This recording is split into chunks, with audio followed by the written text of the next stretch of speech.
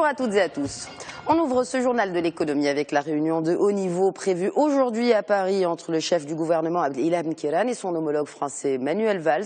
10 autres ministres marocains sont également attendus. Cette 12e réunion revêt une importance particulière, notamment sur le volet économique. Le Quai d'Orsay a d'ailleurs indiqué dans une déclaration que l'ambition commune est de continuer à renforcer le partenariat en développant des projets dans les secteurs d'avenir. Dans la foulée, une vingtaine d'accords de coopération devraient être signés.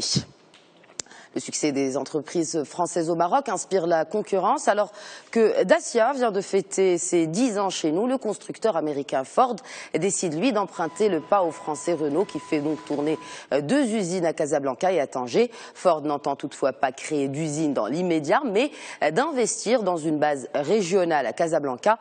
Le groupe va également installer un bureau d'achat au niveau de la zone franche de Tanger afin de profiter des fournisseurs automobiles low cost qui y sont installés. Un rapport de la Banque africaine de développement sur l'égalité des genres nous apprend que le Maroc est classé 26e sur 54 pays africains, devant l'Égypte, mais largement devancé par la Tunisie. L'indice de l'égalité des sexes prend en compte les aspects économiques, juridiques et sociaux. On analyse ainsi l'écart entre les femmes et les hommes en termes de salaire, de scolarisation ou encore d'accès aux services de santé. En tête du classement de la Banque africaine de développement sur la parité, on retrouve l'Afrique du Sud, le Rwanda et la Namibie. En Égypte, l'ex-chef de l'armée et actuel président Abdel Fattah al-Sisi multiplie les annonces de projets pharaoniques.